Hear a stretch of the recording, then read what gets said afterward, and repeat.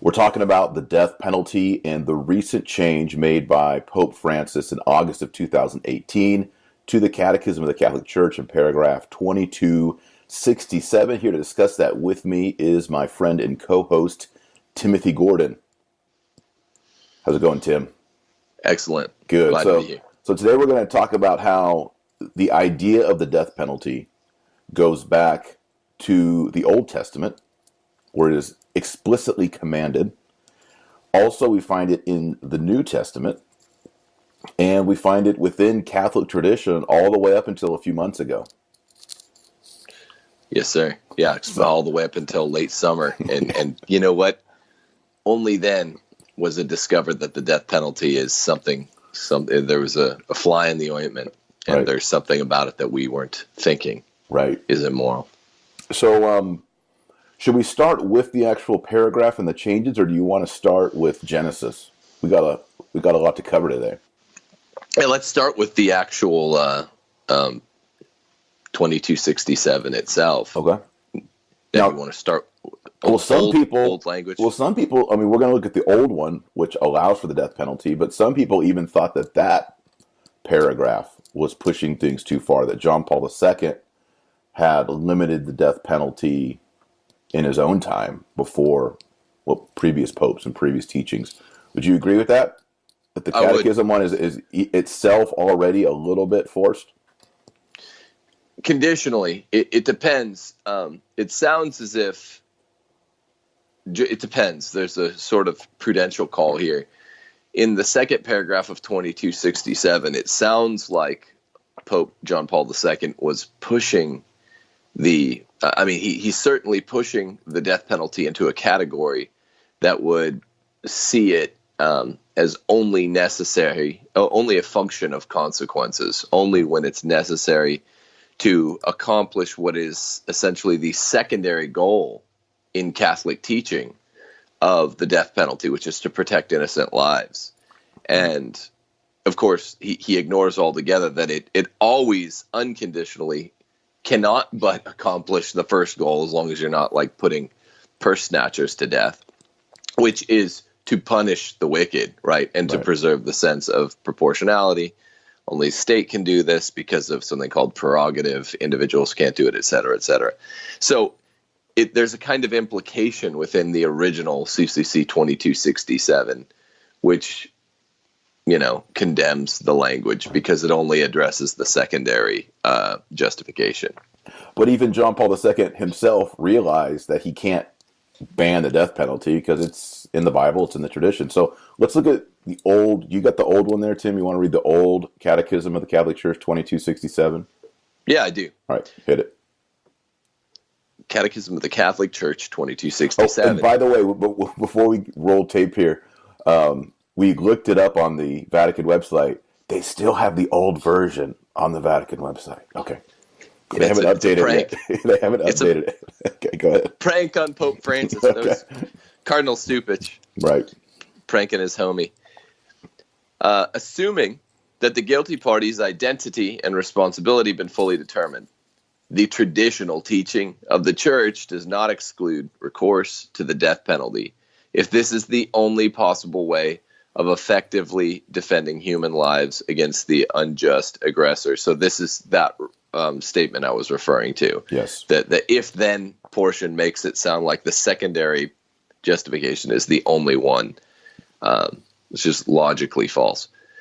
If, however, non-lethal means are sufficient to defend and protect people's safety from the aggressor, authority will limit itself to such means as these are more in keeping with the concrete conditions of the common good and more in conformity to the dignity of the human person. Again, lots of problems here. This is an extrapolation on that faulty assumption that of only the second justification.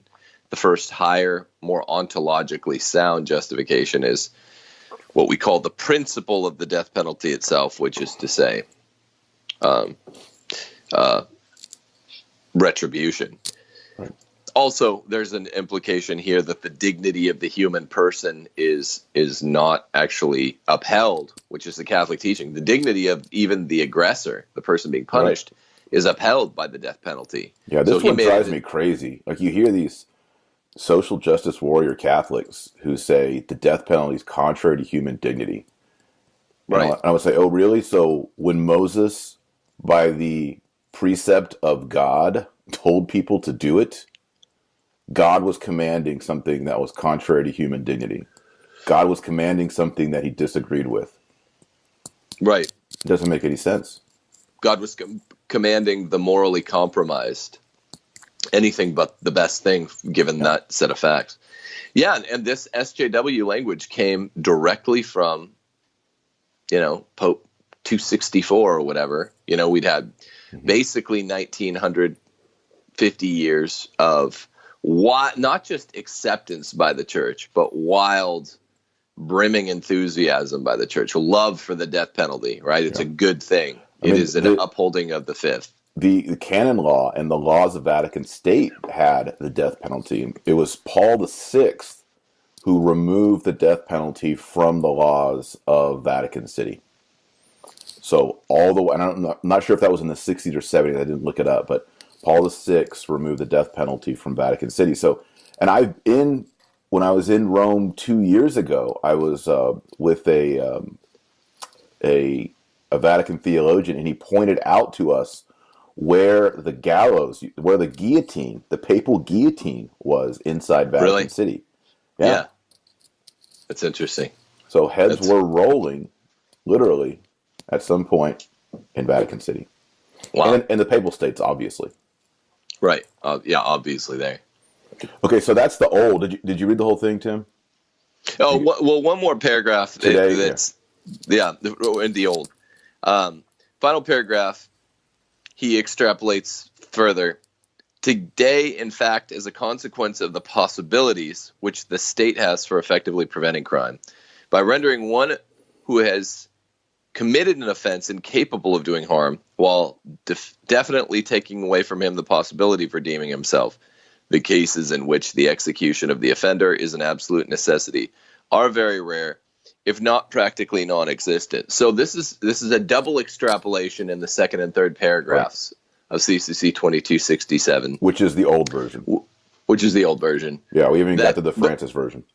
No, more deeply problematic. But there's no real argument here. We're going to show today there's no justifiable argument that even the original 2267 under JP2 was problematic. Absolutely, the last three popes in the history of 267 began us on this path that eventuated in the total revision, because there's extrapolation upon extrapolation of the false idea, the fallacy, that the highest and best reason for the death penalty is protection of the innocent. This is straight up bald face false. Right. And we're going to look at some Augustine and Aquinas in a little bit to cover that as well. The other thing I want to get to, hopefully we have time at the end, Tim, is the idea that doctrine can develop so much that you have to go back and rewrite the catechism. And you and I both suspect that this was really just a test to see if people would buy this. Sure. People, even you and I, aren't going to get too up in arms over death penalty. But you can come in there and talk about the word disordered with regard to same-sex attraction. The end game for the people on that agenda are just waiting with expectation for the Pope to go and rewrite those sections as well. Absolutely. But now I don't want to protest too much on either side, because I do think I 100% agree with that. It's a test case. I do think the death penalty, even though it's implemented in less than 1/100th of 1% of the general population, I think it's really important. I mean, absolutely. As do you. I don't want. But they know that the average Catholic is not going to storm the cathedral over this. That's kind of where I was going. Yeah. The average Catholic feels guilty in the sense alluded to by Pius XII's emissary to Fatima, Father Schweigel. He says the opponents of the church who have infiltrated her will make her feel guilty for her historical past. This is one instance of that. Right. Even kind of low information, probably faithful right-leaning, right of center, everyday Catholic in the pew feels like, oh, isn't there something funky about the death penalty? Maybe people out there watching this feel this way. We know there's something funky with the amendment to 2267. It's more funny business tomfoolery from Francis Papacy, Francis the Humble. But I don't know. I don't want to go on record saying I love the death penalty. Well, why not? I mean, when Popes Pius XII and Innocent I and Innocent III and so many of the other popes and St. Paul and St. Peter and the two greatest doctors of the church, Augustine and Aquinas, Robert Bellarmine, when Moses, let's throw in Moses. Moses, the lawgiver, the lawgiver, the author of the law, when they were all tripped over themselves to say in glowing praise, encomiums of praise, how great the death penalty is. Though I've always loved it. I think the death penalty is an amazing, beautiful thing, and that's just because I'm a son of the church and because I follow the natural law. It is a beautiful thing. So, so you should praise it wisely, and it does matter, but it doesn't matter nearly as much in the life of the sensus fidelium as the sex provisions that the church, that these same apparatchiks want to change. Yeah, because the application, as you say, is so narrow. I mean, when it comes to sexual vice and divorce and remarriage and all these things, that touches almost everyone in the human population. The death penalty, is, like you said, a fraction of a percent. So it's not something we daily deal with. And so I think this is a test case, and they want to see if they can do it, and they did it. So I want to go through some scripture. I want to go through Genesis. I want to talk about Cain and Abel. I want to talk about Noah. I want to talk about Moses, and then get in the New Testament, and then look at some popes and Aquinas and everything. So you got the new version of 2267, Pope Francis version. This is the remix of the Catechism. Yeah, run it back. It's a little.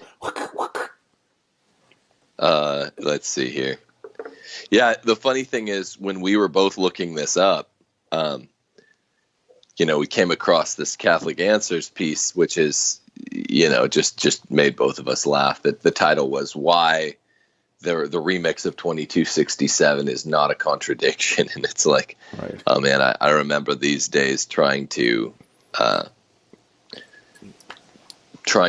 make make two parallel lines meet somewhere in eternity. You were still taking your morning blue pill every morning. Yeah, well, but then I never, because I was always this fervidly pro death penalty, and I always resented before any of this got into the mix. The last 2 years when he was talking about doing this, I was always angry about the language in 2267. As a Thomist, I know how Thomas felt about it. I don't want to be determinative, but therefore I sort of knew how I felt about it. And and Augustine and all these other guys. So it's strange stuff. I keep now. I've got it. You got it. Okay, yeah, I got the remix. So this is the Pope Francis remix of 2267 in the Catechism of the Catholic Church, and this is to replace what Tim just read, which was from John Paul II's Pontificate. 2267 Pope Francis version. Recourse to the death penalty on the part of legitimate authority following a fair trial was long considered an appropriate response to the gravity of certain crimes and acceptable, albeit extreme, means of safeguarding the common good. So they kind of tip the hat that this was, they don't say it was, they just say it was long considered appropriate. By whom? The question is, we have to consider what transited by the church. Fathers of the church, the great scholastics, the popes, the councils. All right. So these are radicals. This is a radical change. They're not trying to say that it wasn't like Dr. Marshall here reads. It is long considered by the church acceptable. Yes. We're going to change it.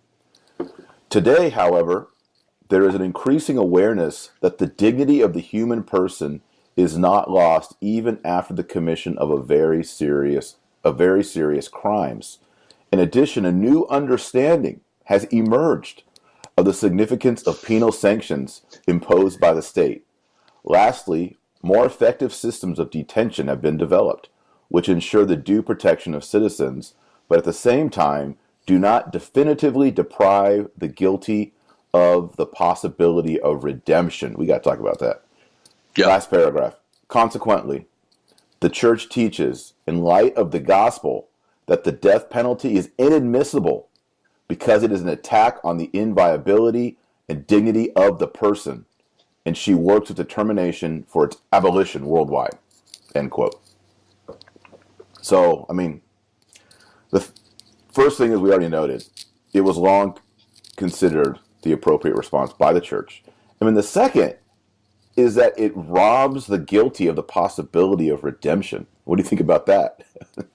Well, what I think is the sociology here, which was the Jesuits and the liberals in the church that wanted to make more recourse to, just condemns this new point of view. So I happen to know both gentlemen who wrote this groundbreaking compendium, Dr. Ed Fazer, who we cite, and Dr. Joe Bassett. I know both these guys. They're both Southern Californians, and I've actually taken class with Dr. Bassett at Claremont, and I didn't know he was Catholic at the time. He handled in this book, by man shall his blood be shed. We should give it a plug because it is the be-all, end-all of death penalty scholarship from within the church. It's got everything. It's condemning. It blows everything out of the water.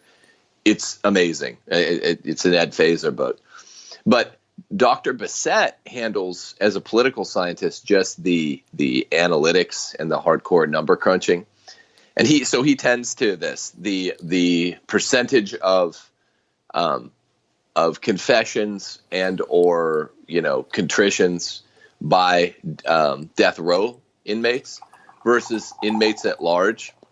And I don't want to quote him directly, but it's well under 10% that lifetime not death row, lifetime inmates end up making, very, very low percent, less than 1 in 10, maybe less than 1 in 20, ever end up saying sorry for their crimes. Mm-hmm. Whereas some staggeringly high number of death row inmates, sometime between the sentence and the actual execution of the sentence, end up saying, I'm sorry. I need a heartfully priest. I need a priest. And a lot of them do it just to a minister, or we're even counting super, super imperfect contrition where they say it right before they're killed. Right.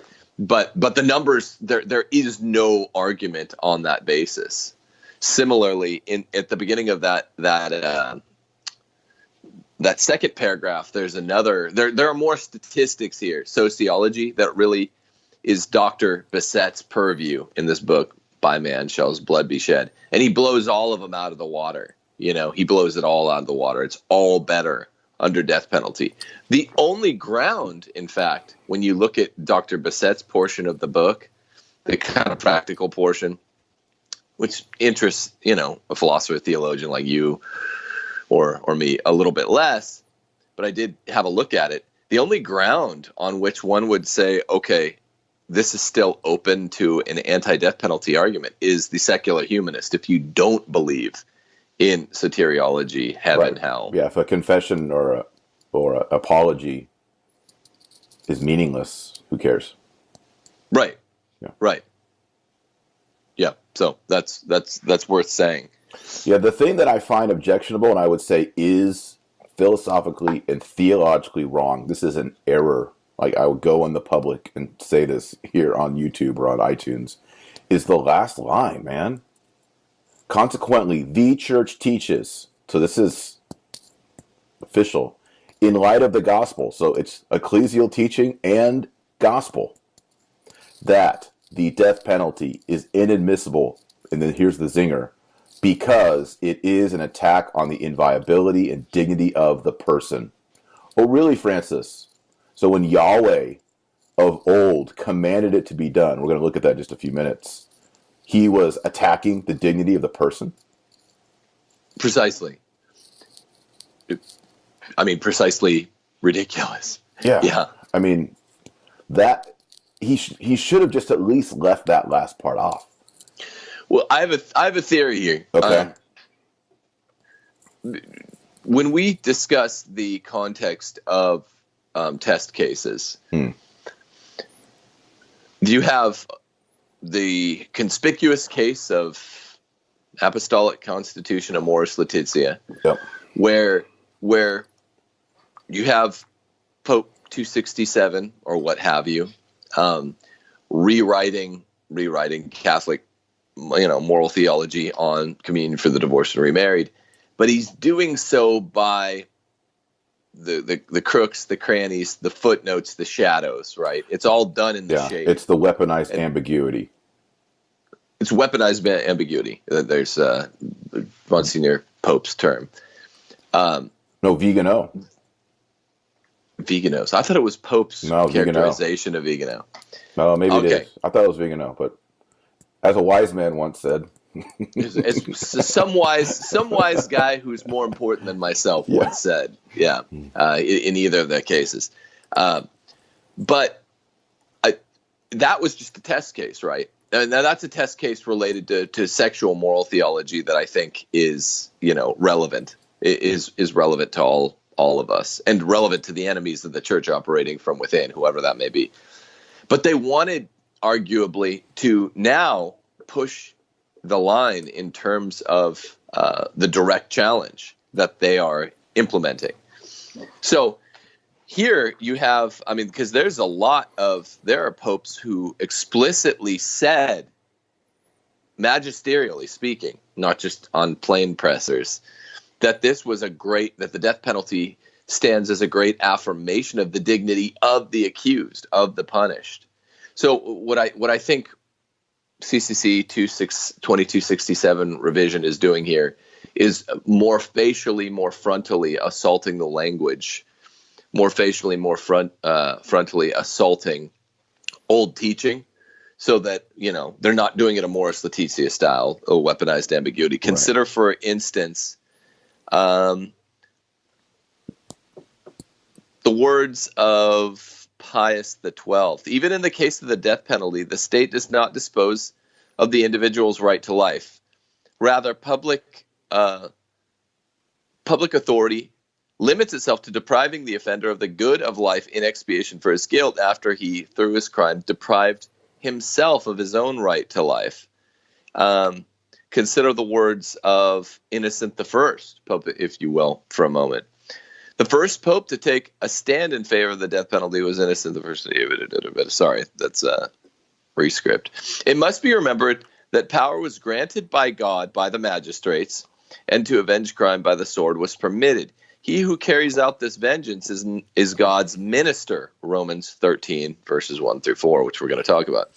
Why should we condemn a practice that all hold to be permitted by God? We uphold, therefore, what has been observed until now, in order not to alter the discipline, and so that we may not appear to act contrary to God's authority, which I guess now the recent development is that we can act contrary to God's authority. Also, Innocent III, the secular power can, without mortal sin, carry out a sentence of death, provided it proceeds in imposing the penalty not from hatred, but with judgment. Judgmentalism is good until 50 years ago. Not carelessly, but with due solicitude. Now listen to the Catechism of the Council of Trent. Good stuff. Which is still on the books, by the way. Yes. Yeah, go for it. Yeah.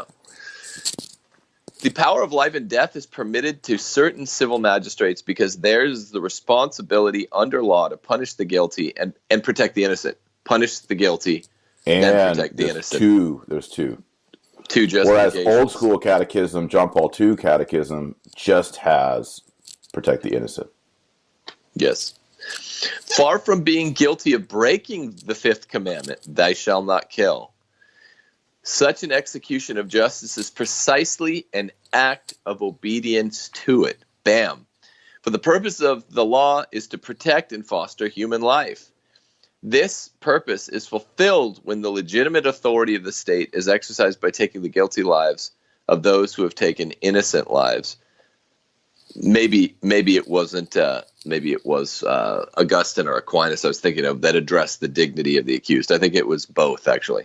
The final line in Catechism of Trent is, in the Psalms we find a vindication of this right.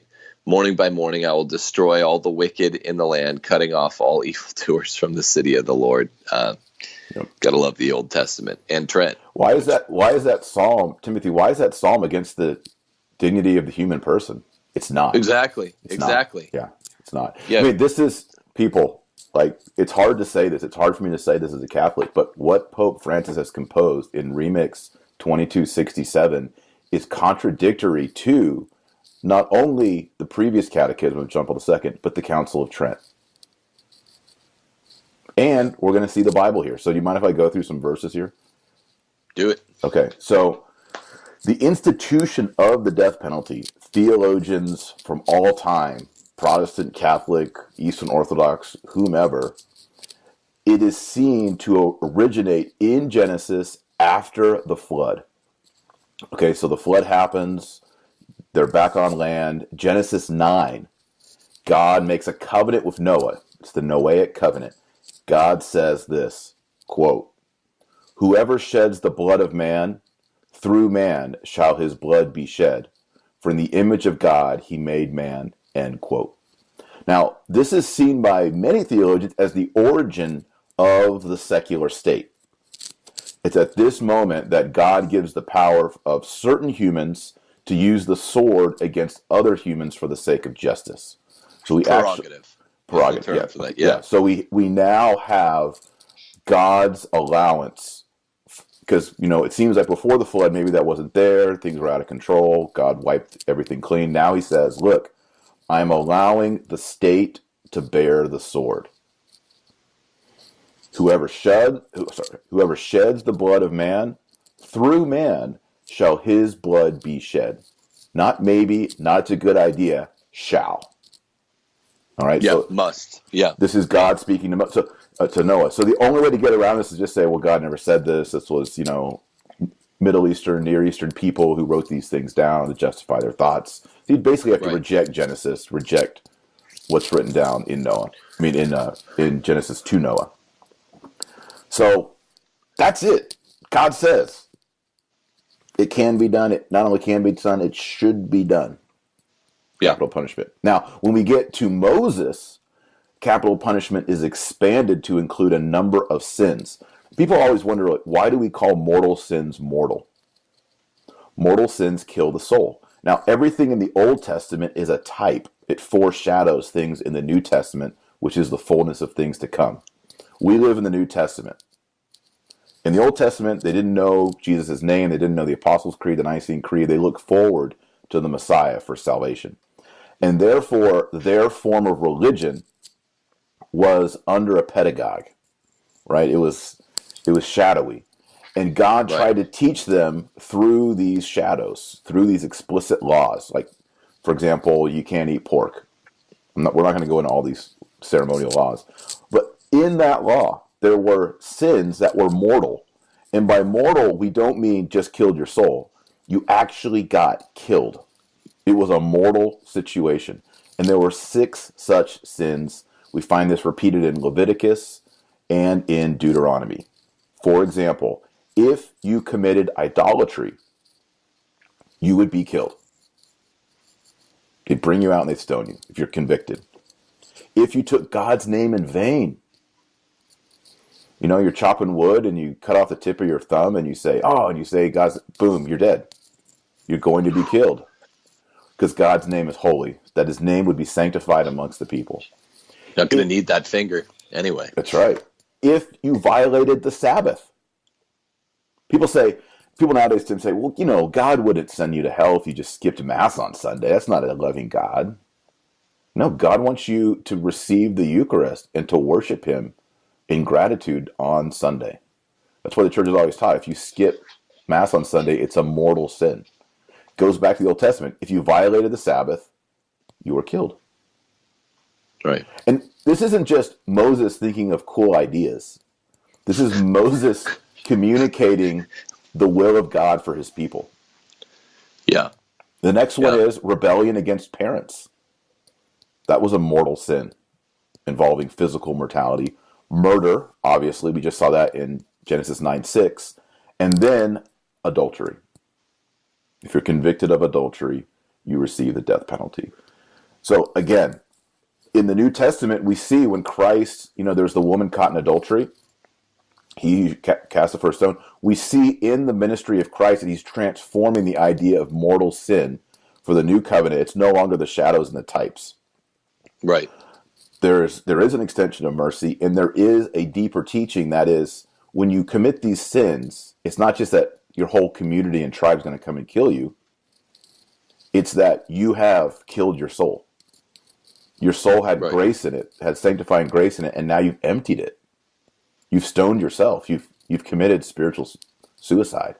Which bore implications on the side of what sorts of crimes and vices needed to be punished by the state, right? When Christ makes this typological transformation, the kinds of sin that end up still being valid for death penalty by positive law, right, transform to a more recognizable form of proportionalism, right? Like nowadays, we wouldn't say that because this is what the atheists essentially who love to pick on the Old Testament love to say. Like, oh, do you eat shrimp? Yeah. Do you eat pig? Yeah. They gotcha. The gotcha. They don't understand. Right. That we actually thought about that for a few hundred years. Sure. But I mean, it's an important thing because it's like nowadays we'd say, even by the time you get to Saint like Thomas's time or Robert Bellarmine, they're saying basically they're enumerating for murder, but I think one of the two of them says for rape as well. It's valid. And then and then Thomas will get to that, says for heresy, not just holding heresy, but propagating heresy. That's right. Yeah, propagating it publicly. Yes, which because he says that's worse than killing the body or killing the soul. That's right. So that's right.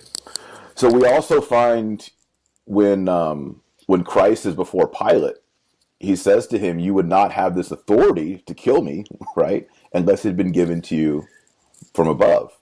And this is, this is a really important one, Tim.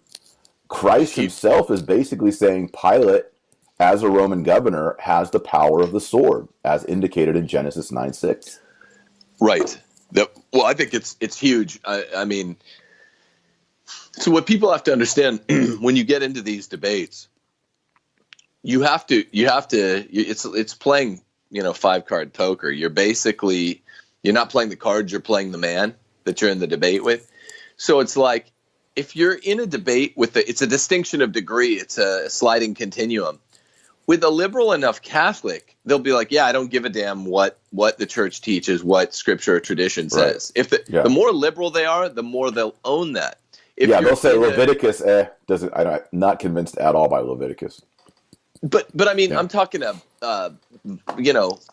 Hayekian, someone that studied, or not Hayek, Harnack, Harnack type, even liberal Protestant or liberal enough Catholic, they'll even say, well, Jesus' suggestions were good, but basically he was sent to teach us nice manners.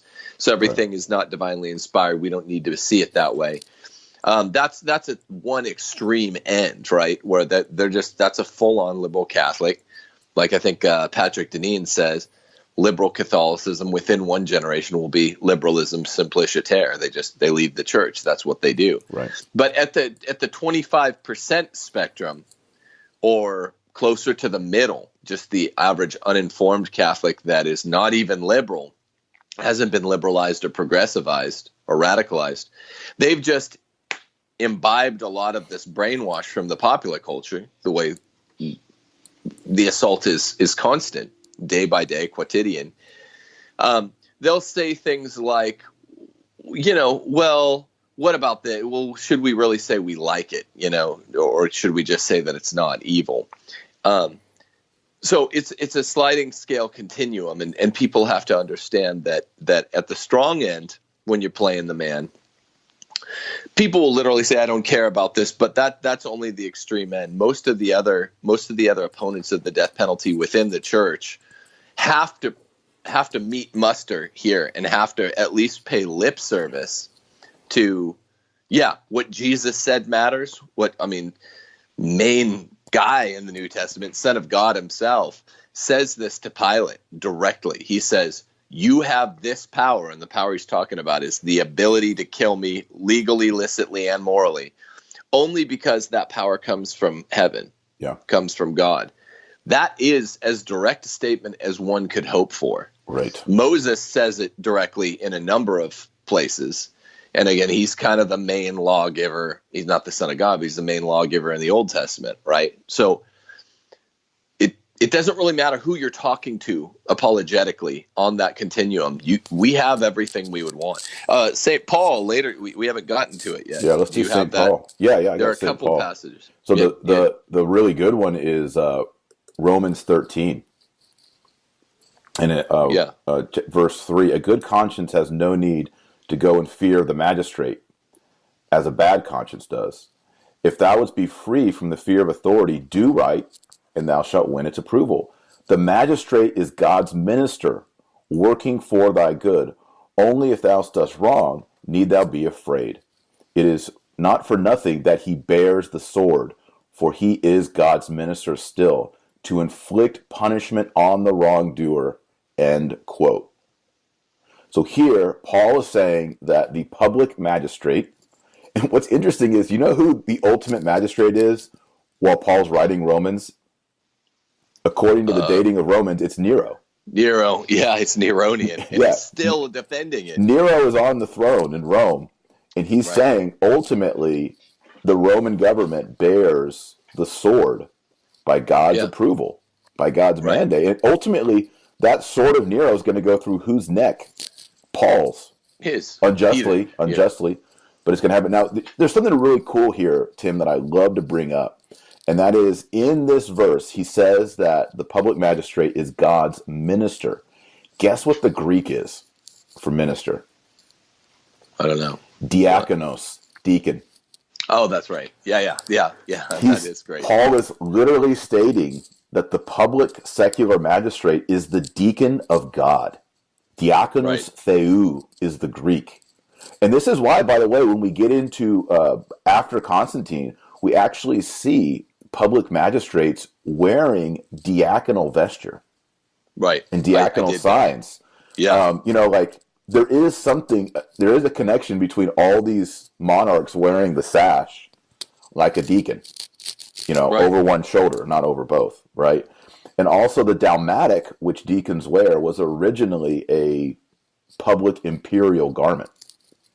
Really? Yeah, that was allowed by the Pope wore it after Gregory, and then he allowed only deacons to wear it, the dalmatic, because it's an imperial thing. So this idea that the deacon is there's a secular deacon, and that's the magistrate, and then there's an ecclesiastical deacon, and he's the one who cares for the public good of the church with the poor and the handling of funds.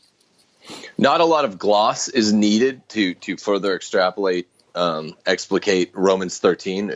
Should be pretty obvious. Nevertheless, the shamefaced, shameless, liberals within the church and within Protestantism have argued, what is the sword here? What is really meant? This, it's really it's a Nerf sword. It's a Nerf sword.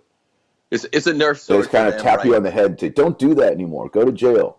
Right. Yeah. But even the likes, and this is he published this long before this was newly debated.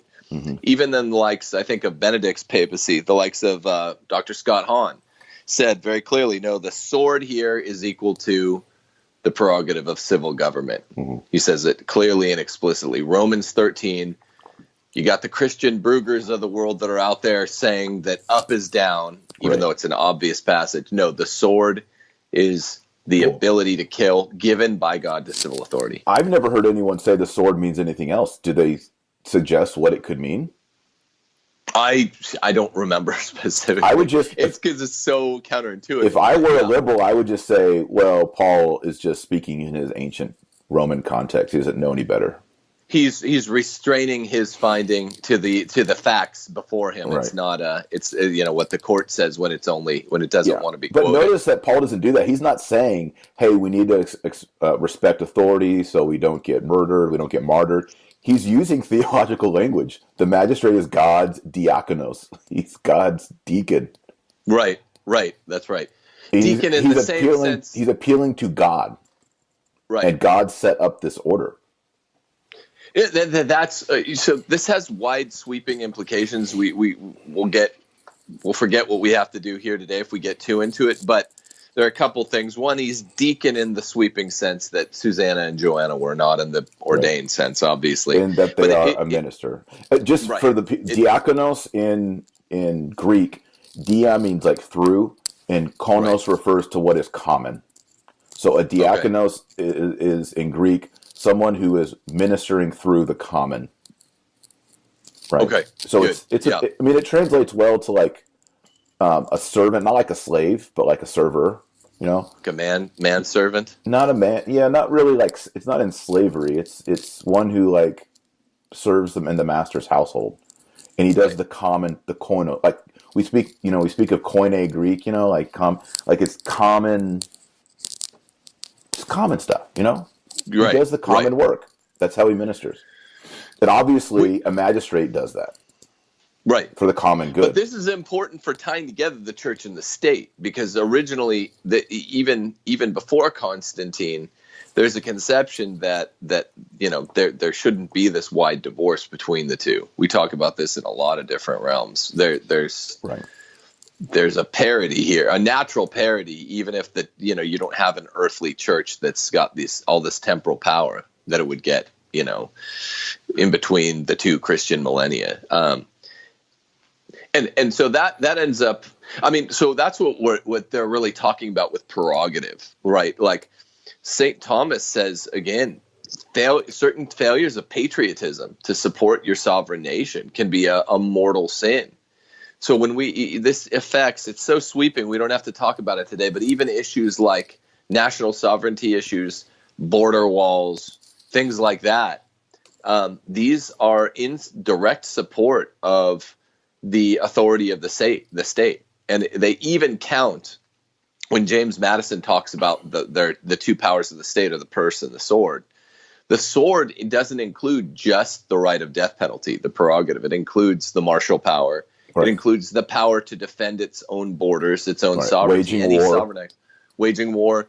All of these things that, I talk about some in my book, like this is all to be affirmed by the Christian. Christians are admonished to, now revolution's possible, under natural law conditions. You got to meet basically the four prongs of a just war. But failing those conditions, the state has this power directly from God, the power of the sword, which includes all this stuff: martial power, lawmaking, sovereign borders binding, and death penalty. So it's important. We have to affirm that unless there's been some natural law violation. Isn't it interesting? As you're saying this, I'm thinking to myself, wow, is the Catholic Church joining the leftist attack on the divinely appointed state? Just war is now being questioned. The fact that you would have borders and enforce them is being questioned in Europe and in North America.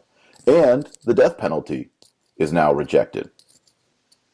Sure. It seems like in Pope Francis's theology, he's saying, oh, I know you guys were given the sword by God. It goes all the way back to Noah, Old Testament, New Testament, popes, Augustine, Aquinas. But yeah, we're going to go ahead and take that away. Right. And what the government is really supposed to do is just redistribute wealth. Thanks. Have a nice day. Yeah. Which is not what God established the government to do. No. It's crazy. It's really crazy. It is. It's wild. And all this was happening, some trads say this was happening in some of the documents, even, from Vatican II. That's not my point of view. But a lot of people out there are shaking their head as hard as it'll shake. And they're like, well, this is what happened in two of the four sacred constitutions in Vatican II. I don't agree there. I want to make a commercial here, too, because a lot of people in the comments, they assume that you and I think that Vatican II is the capital THE, the problem. People, that's not what Tim and I have been saying on any of these videos. Tim and I think that the problem goes back way before Vatican II. 100 years before. We're the paleo, we see paleo problems in our viewpoint. Right.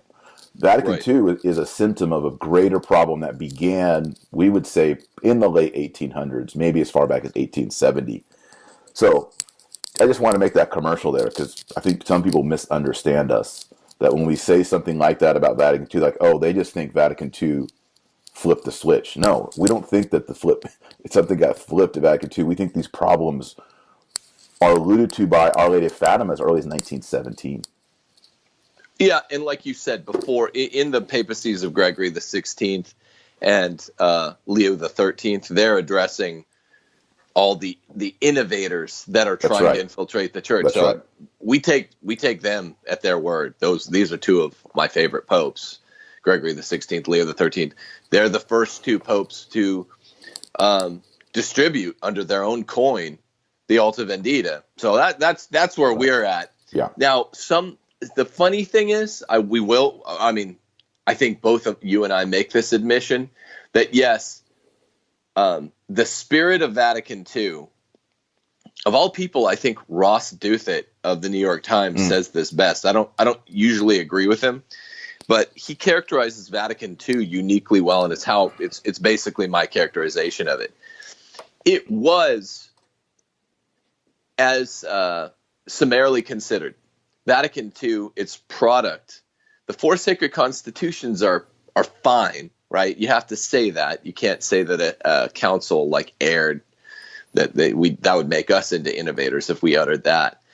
But it was weaponized ambiguity. I've long held that, even before I heard the nifty term.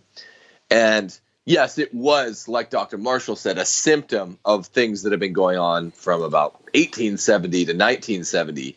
You see you detect all the foul odors, even with some of the language that makes it into the constitutions. But it was written, just take it as a thought experiment. What if those documents and everything that was being considered at Vatican II was written in such a way to allow, including the new Mass, was written in a way that would observe all the norms that need to be observed, but the Jesuits, who loved sociology and psychology, had done all this research, thought experiment, because I think this is what happened. Observed the norms, but they did research where they're writing funky little accidental properties of the Mass and the new speech, the new jargon of the Church, in such a way that it would make everyone a practical atheist, lex orandi, lex credendi, and all that.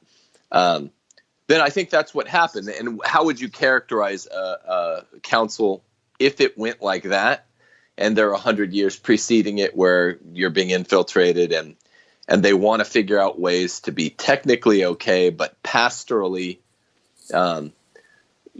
upset things. I think that's what happened. But yeah, technically, yeah, those documents would be fine without the very 100 years preceding them that you're talking about. The language in the documents would be fine if you didn't have the infiltration that had been happening over those 100 years. That's a Yeah, and the problem with the documents, with the weaponized ambiguity, is, you can have someone as, crazy, however you want to characterize them, crazy right, like Marcel Lefebvre, who's at Vatican II, and he signs off on some of these documents, but he's reading them in the most conservative way with the hermeneutic continuity. You have Benedict XVI doing something he's not as strict as someone like Lefebvre, but he's trying in his pontificate to promote that. But then you can also have a pontificate like Pope Francis, where that continuity is not honored. Right.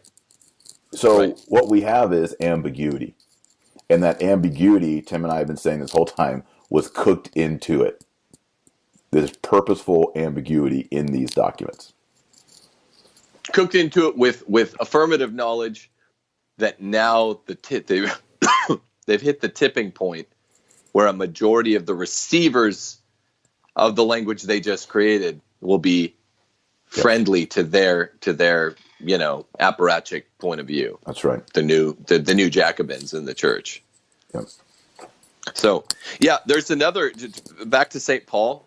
People talk about Acts chapter 25 verse 11 less, but this is, I think, is kind of like some of the other scriptural passages you're talking about, Dr. Marshall. This is as good as you could want from, infallible scriptures. St. Paul says, he's making this appeal to Rome. If, however, I am guilty of doing anything deserving death, I don't refuse to die. But if the charge is brought against me by the Jews are not true. No one has the right to hand me over to them. I appeal to Caesar. So he's appealing to Caesar, saying the death penalty is explicitly good, generally, but it's not good because I'm innocent. He's not saying that the death penalty is bad. Right. You couldn't really want a better defense of the death penalty than what he says And here. what's remarkable, this actually, people always say, oh, the Paul in Acts is not the Paul epistle, which is baloney. But here we see Paul's making the same argument he made in Romans 13. And it's think about this for a moment, people. Here is a Jewish rabbi, Saul, who becomes Paul. And the Jews saw the Romans as invaders and bringing Gentile law over their nation. And they knew they were the chosen people. And they knew they had sovereignty and autonomy by God's mandate. And yet here is a learned Jewish rabbi, Paul, saying that Rome has divine right over him, a Jew. Right. That's explosive theology. I mean, I wrote a trilogy, Crucified Rabbi, Catholic Perspective on Paul, and Eternal City, which is on Rome.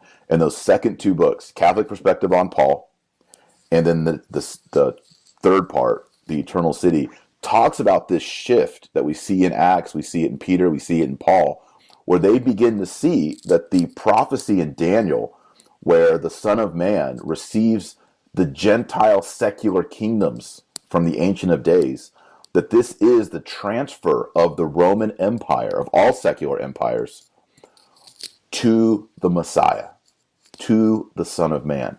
So now, Yahweh is no longer he's just the King of Israel, King of the Jews. Christ is now King of the Romans, King of the Persians, King of the Greeks. And that Peter and Paul go to Rome because they realize that Christ has received the Roman Empire. And they take over the Roman Empire. I always use the analogy of, in Star Wars, when it's the first episode 4, but the original one, 1977. Yep. So Luke Skywalker, he's going into the Death Star, right? And they're in those little, what do you call them, alleys, and they're like flying around. And Darth Vader's behind them in the TIE fighter, right? And they're going along, and then he hears Obi-Wan say, use the Force. Is that what he says? Yeah. Use the Force. The Force, Luke. And he closed his eyes there. Man, I'm spacing out here. Yeah, he tells him to turn off the computer. Yes. It's a little, yeah. Yes. Yeah. And then he goes, and then he fires, doosh, doosh, and 2 torpedoes come out of the X-Wing and go down the hole in the shaft. And then he pulls out, and then the whole thing just blows up, right?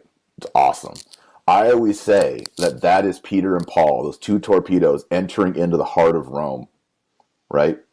And when they impact, when they implode with their death, with their blood, right? That right there just blows up the Roman Empire. At that moment, Peter and Paul being shot into the Mamertine prison. Yes, exactly. The heart of yes, exactly. In the Mamertine prison. Deep. It's getting deep. Yeah.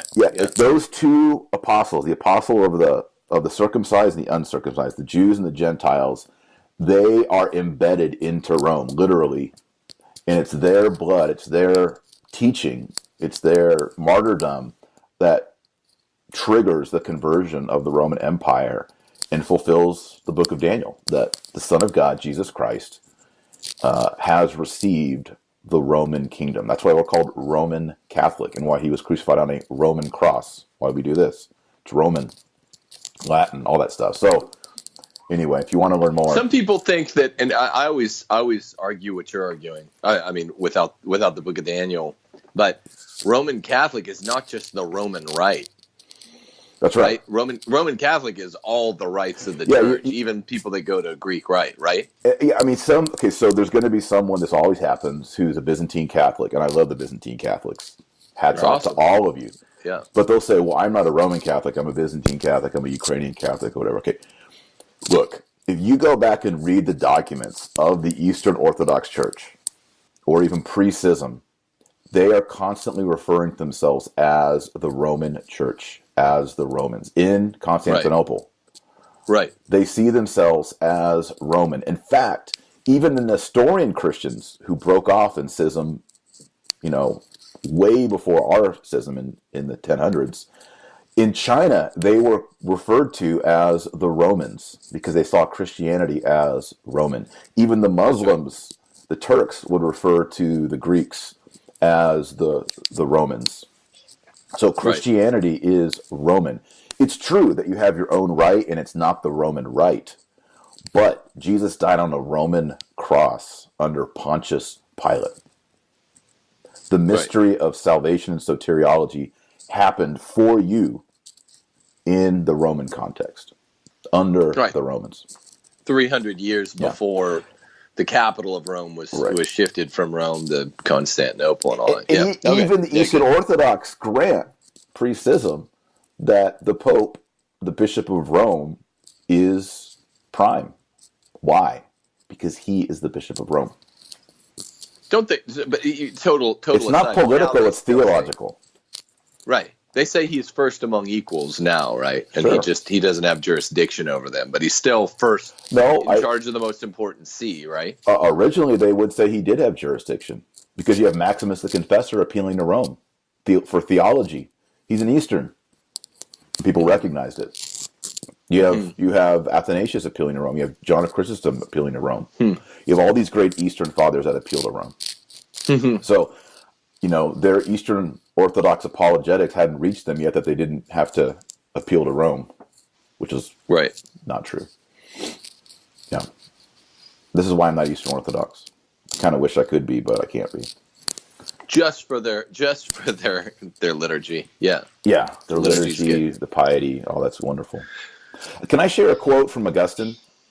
Do it. Move back west. So Augustine, he wrote this magnum opus called The City of God. And in The City of God, he basically just goes through salvation history. He talks about the two cities, the city of man, the city of God, and how they're in competition with one another. The city of God, which is Christ's city, will win. But he says this: the same divine authority that forbids the killing of a human being establishes certain exceptions, as when God authorizes killing by a general law, or when he gives an explicit commission to an individual for a limited time. So he's saying God has exceptions to thou shalt not kill. Then he says, the agent who executes the killing does not commit homicide. He is an instrument, as is the sword with which he cuts. I like that. I have them. Yeah. Therefore, it is in no way contrary to the commandment, thou shalt not kill, to wage war at God's bidding, for the representatives of public authority to put criminals to death according to the law, that is, the will of most just reason, end quote. So, Augustine is just saying what all Christians believed in the 400s, commonly accepted. Right, and it's this agency theory is also why, however quasi-justifiable vigilantism would be if someone killed your entire family, totally justifiable to want to go and maybe even to go and seek them out and kill them in revenge. Right. It's only quasi-justifiable because you are acting under your own agency. Even though it's a totally justifiable impulse to want revenge. And again, if you go do it, just go seek confession or whatever. But but it would be wrong, we're saying. It's wrong. It would violate the fifth commandment because you're acting not as an instrumentality of the state, which is what prerogative is. Correct. It's this power passed by God to the state, and any agents of the state are not acting under their own agency. Right. They're acting in the name of the law, in the name of the state. Just like, Thomas Aquinas says just laws have to be promulgated by proper authority for one who has care of the community. So I can't issue laws, and I can't interdict. We I can't do interdicts. I have to go and get elected, and then I can help issue laws. Same thing, I can't go and shoot a guy robbing a store. I mean, I guess if it's in Texas, we have the right to carry, and we can intervene in extreme cases. But I can't go and do an investigation as a private investigator and then go and shoot somebody. No. But this is the heart of the issue. So you just said what can you do as a private agent on behalf of the state? There are two. Remember those two competing motives, justifications for death penalty. There's the principle of retribution itself, number one, right? The principle of punishment. The prime principle of it is retribution. This means you're punishing some past action. That belongs solely to the state.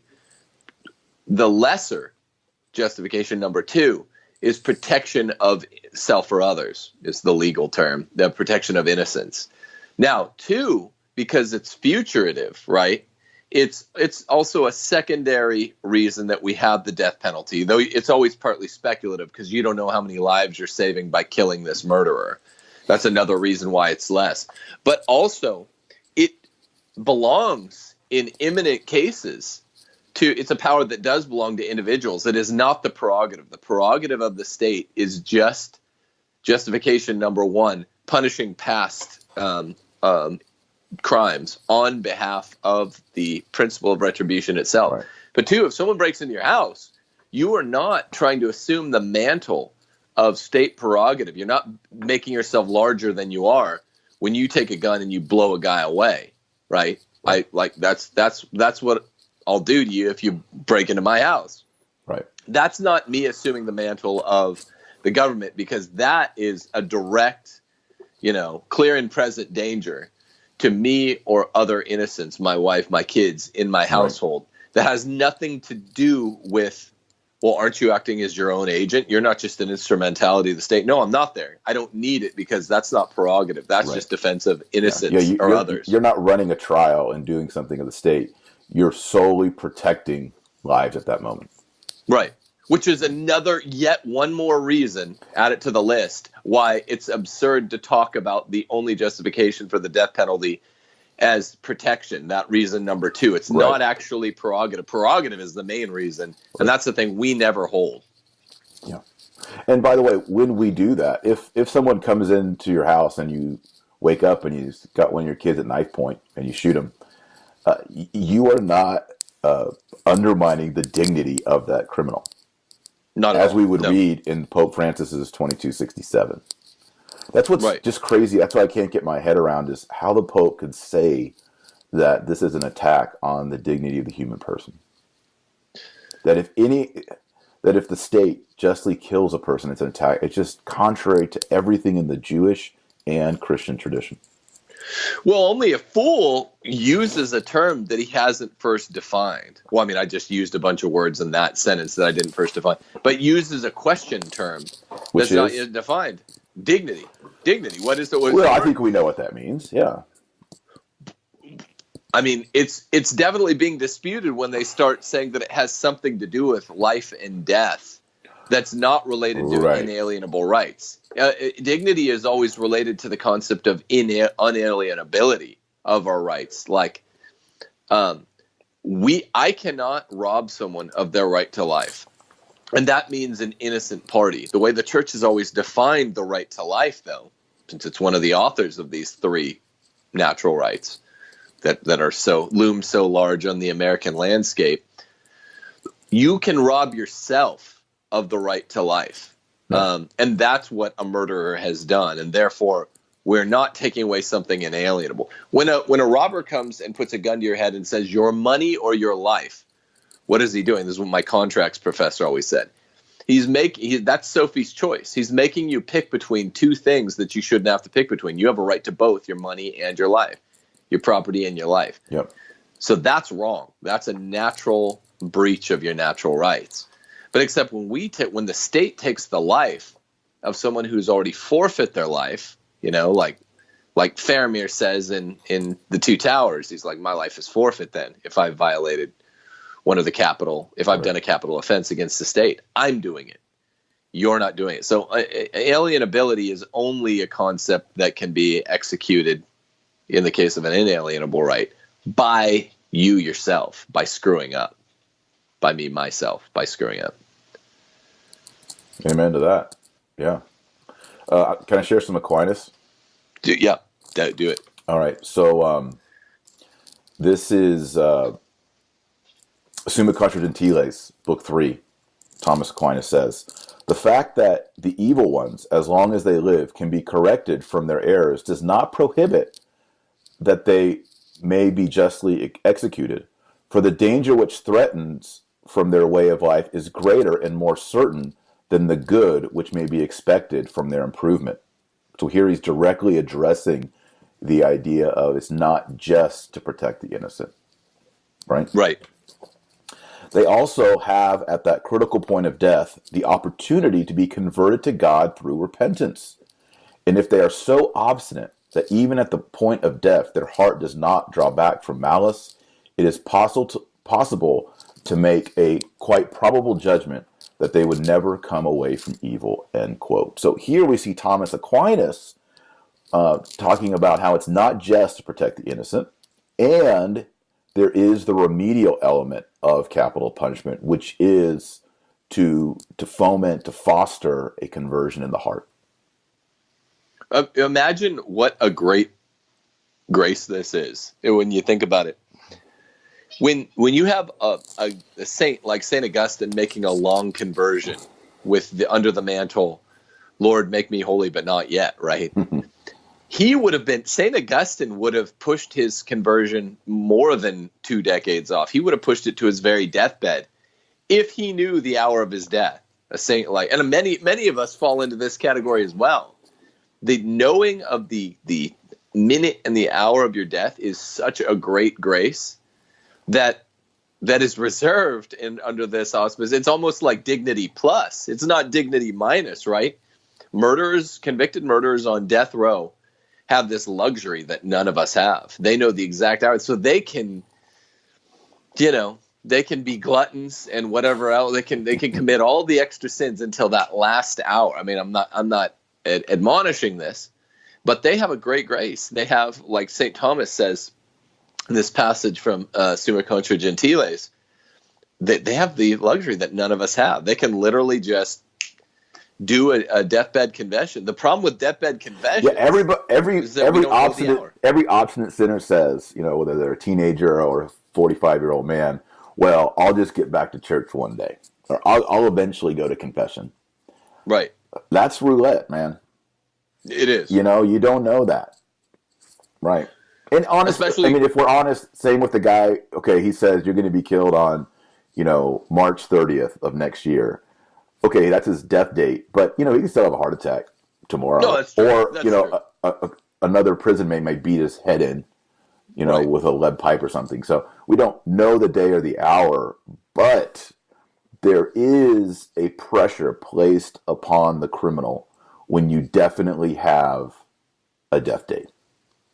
Right. Just imagine, just imagine. And all of us, we've all experienced this in college or high school, where you have a paper that's due, and you procrastinate, which is procrast, like for the next day. You just push it forward. But when it's the next day, you have to get on the computer and make that paper. If the teacher said, "Oh, I gave you all a week extension," oh, I got 2 or 3 days off. Right. And then you go back at it, right? So the due date, the end date, does inspire proper action. And Thomas Aquinas is saying that in the ultimate test, which is the test of the heart.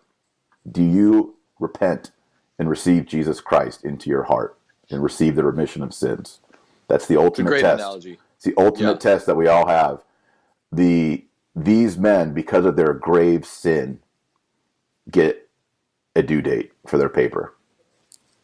Right. Which I'd love to have. I mean, I'll give you one. No, I'm just kidding.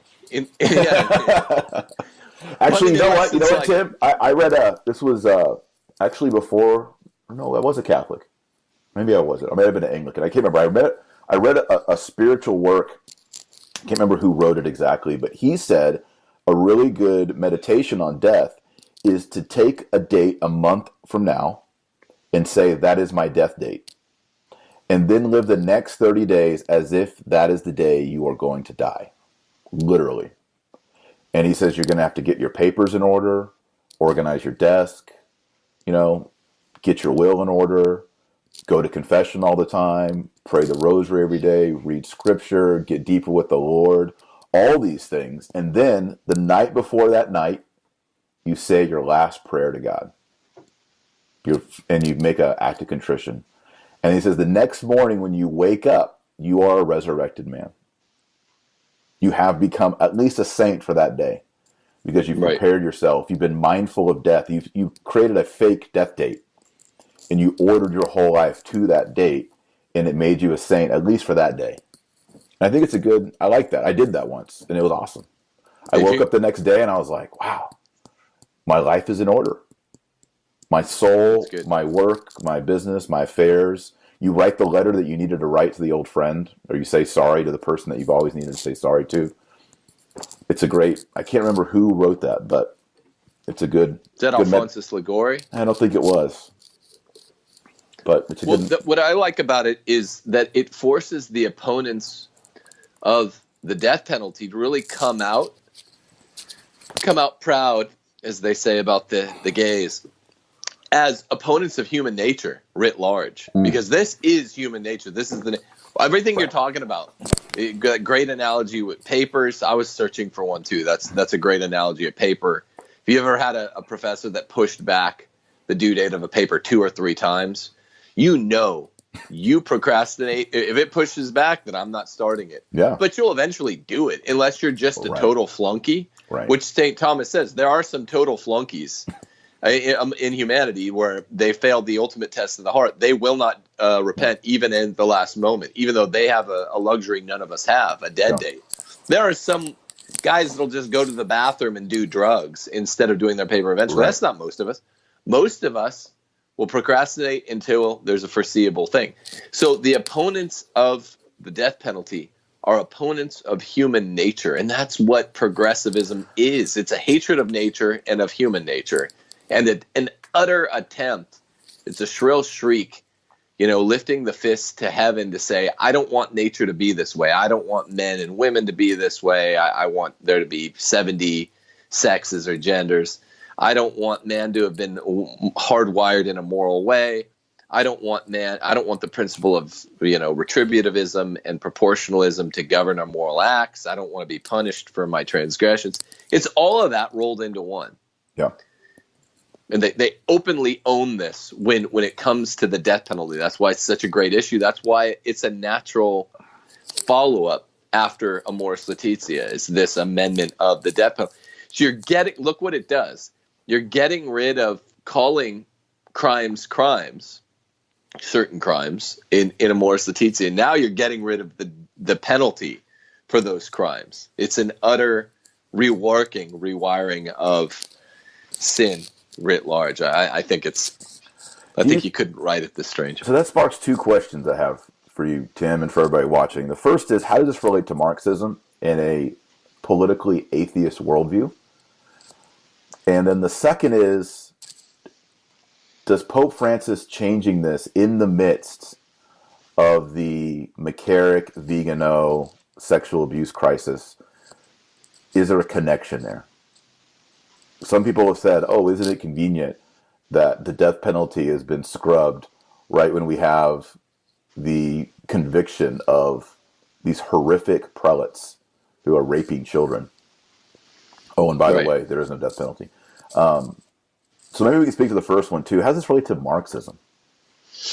Well, the funny thing, I was talking about this the other day, 2 days ago. Marxism, if you listen to who I listened to a lot in college and grad school, the secular conservatives, I mean smart ones, smart secular conservatives, there's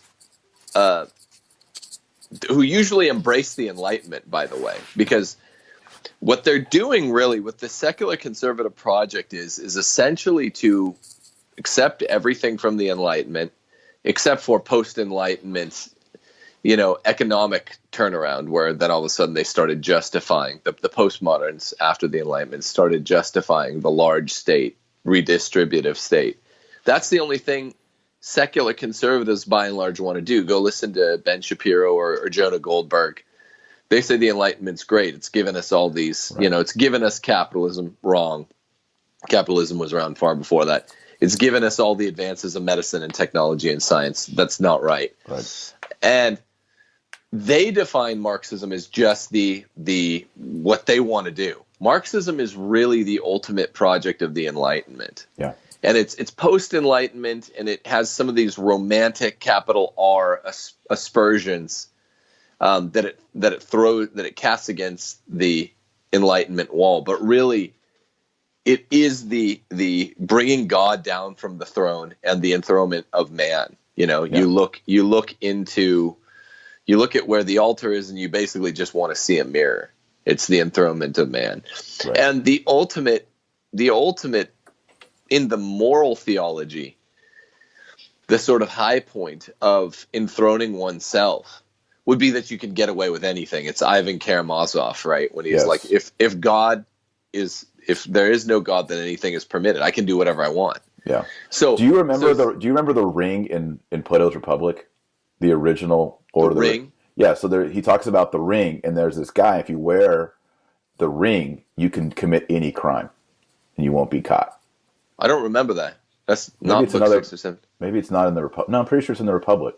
No, go ahead. Anyway, I only know so really book he 6 or says that 7. Plato observes. He's like, if this ring existed, men would wear it, and then they would just go rape their neighbor's pretty wife, and they would steal funds, and they would just do whatever they wanted to do because there would be no check on their desires, on their lusts. It's the same thing. Yeah, it's the original Bilbo, Frodo, Gollum situation that you can cloak. You would be able to cloak your vice, and it seems to me that in Marxism, it's atheism to its practical end.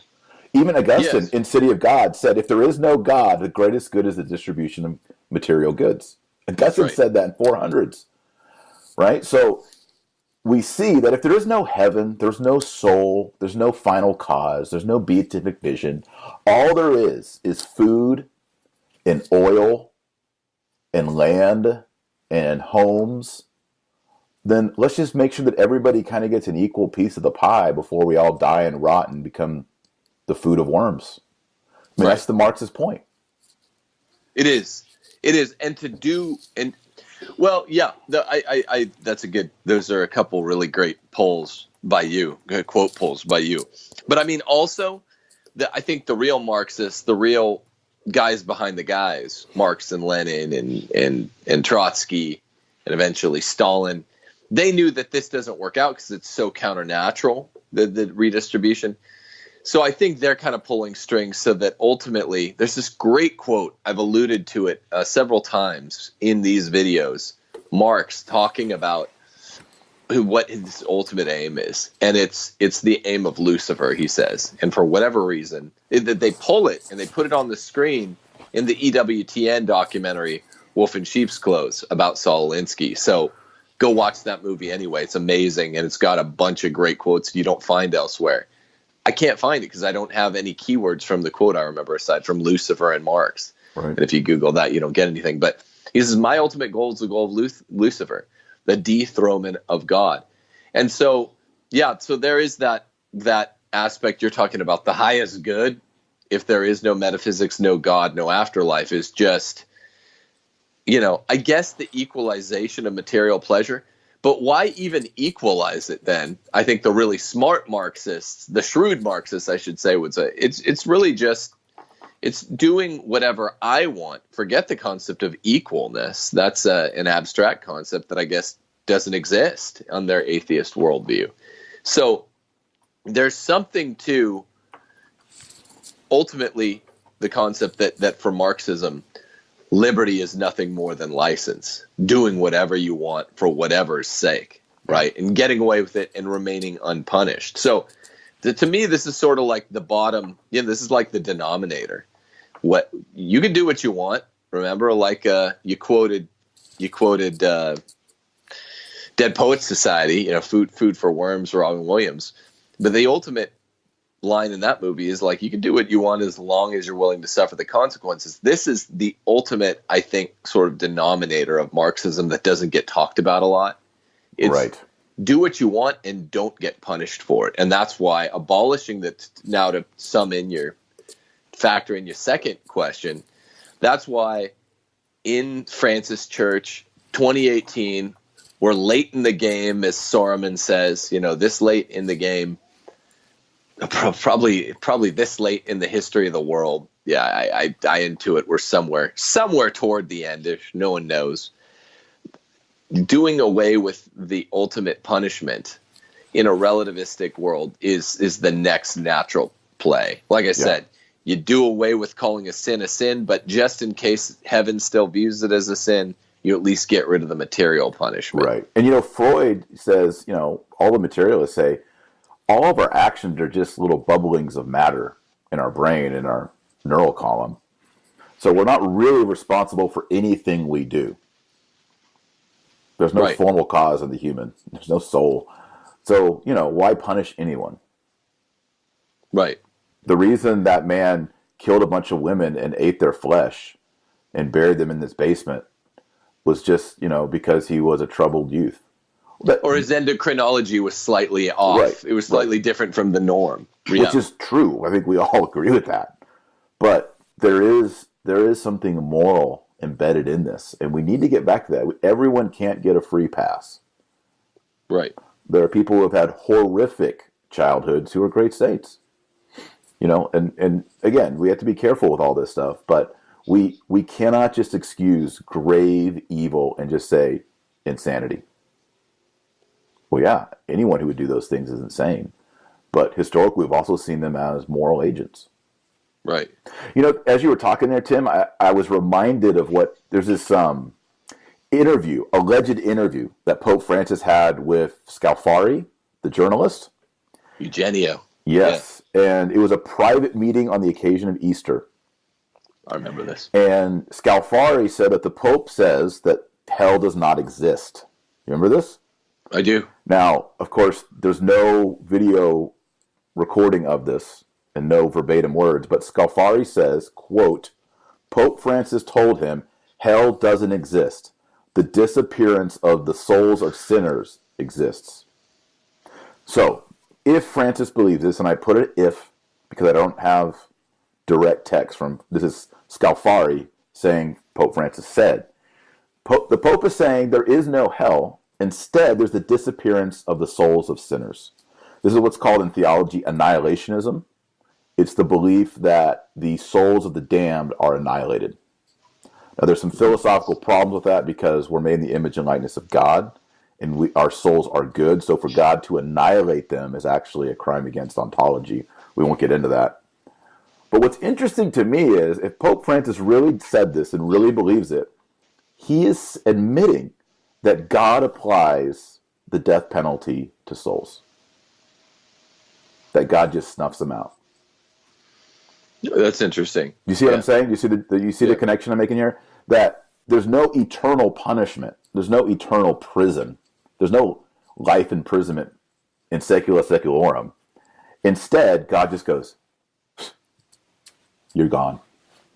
So in a certain sense, if Francis is saying this, capital punishment is the eschatological, ontological end of the unrepentant sinner. Which doesn't fit with Christian soteriology or ontology or metaphysics or anything. But it's kind of ironic to me that the Pope says, hey, we can't end the lives of people on earth because it's contrary to human dignity. But in the eschaton, God ends the existence of their soul for eternity. What? That's interesting. That's an interesting take on that, because I always thought, for one thing, I'm confident he did say that. You think he told Scalfari? Yeah, we don't know. Why. Okay, yeah, tell me why. For one thing, so this is the third interview he'd granted to Scalfari, and in each of the prior two, Scalfari just does interviews by notes. It's like the way I did the first Ditka interview. I was like, sorry to Eugenio Scalfari you, and he was like, what? He was like, wait, well, that's not a gay thing, is it? And he does notes and he reconstructs the interview later. And by the way, journalists out there, not a good mode. Not a good. Not a good. Wait, unless you're an apparatchik or friendly apparatchiks, and you want to use weaponized ambiguity. So after two, so later on you can reconstruct it. Right, but I mean, even from Francis's point of view, they say this is why he does it with Scalfari. Right. Because he had, this is 3 big interviews now. The third one's the one Dr. Marshall's referring to, where he said, people just, evanesce or whatever. Something big in one and two. I won't go into what each of them are. And in none of the 3 cases did the Vatican deny it. No. So you just have Scalfari say it, The Vatican didn't deny any of them. This is why I don't have one. You don't have one, but we don't have mouthpieces that can retract what we said. Oh, Tim didn't mean that. Taylor didn't mean this. Right. We're on camera. Well, we're on camera, and if I said something stupid, I have to go and either defend it or deny it. And it's I think. I mean, I actually will have to take your point of view and go noodle with it, because I think it's interesting. It is more equivalent to the death penalty than I was giving consideration before. But I think it goes hand in hand. The denial of hell gets scaled one up the punishment afterlife. Mm-hmm. And I would say this is sort of consistent with the concept of Pope Francis wants to do away with bodily death. Now he's willing to one notch down in the eschaton, I guess, deal the equivalent of soul death just by vanishing the soul.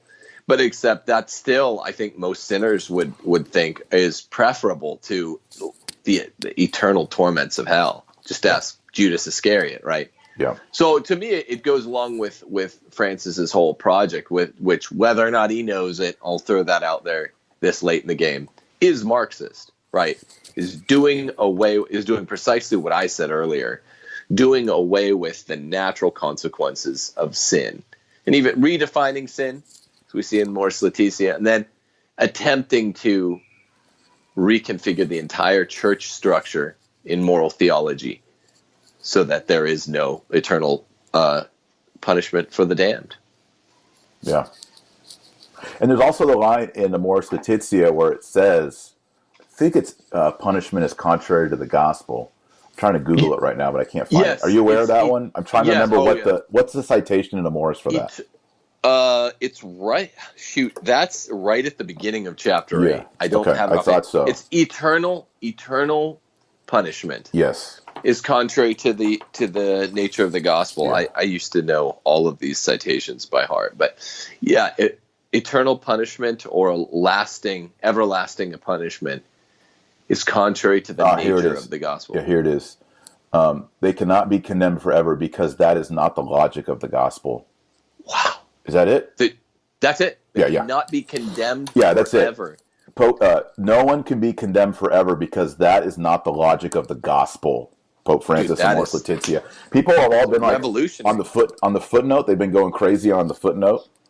But for me, that right there is the most bold statement in all of Amoris, because it's denying hell.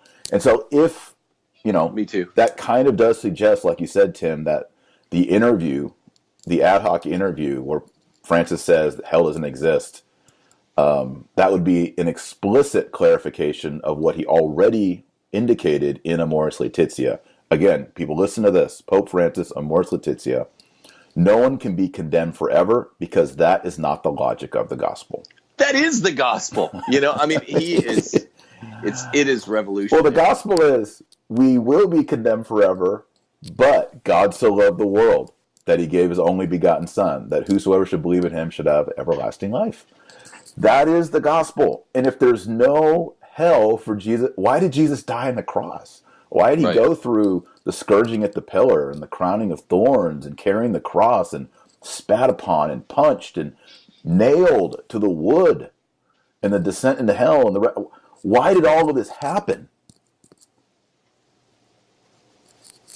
So we can do social projects and that's about it? No, there is a deep metaphysical, eschatological, soteriological solution to our greatest problem, and that is death and eternal punishment.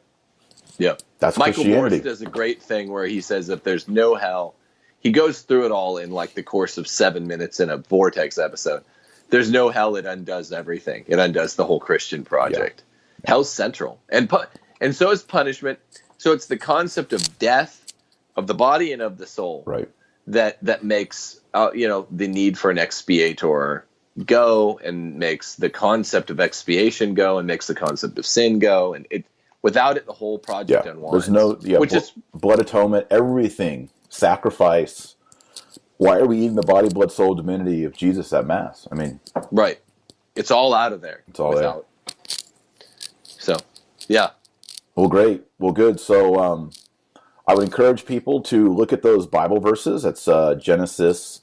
We looked at Leviticus, Numbers, Deuteronomy, Romans 13, Augustine, Acts Acts. 15:25. We Yeah, looked at 25 verse Aquinas, 11. Summa Contra Gentiles, Pope Innocent. Which Innocent was that? The first? First and the third. Okay, Pope Innocent the first and the third. So a lot of things happened here. And again, we're in a crisis. There's weaponized ambiguity. We have direct contradictions to perennial Catholic teaching. So pray the rosary every day. Love Jesus. Attend Mass. Be reverent. Be a good mom, dad, celibate, whatever your vocation is. Priest, deacon, bishop, pope, if you're watching.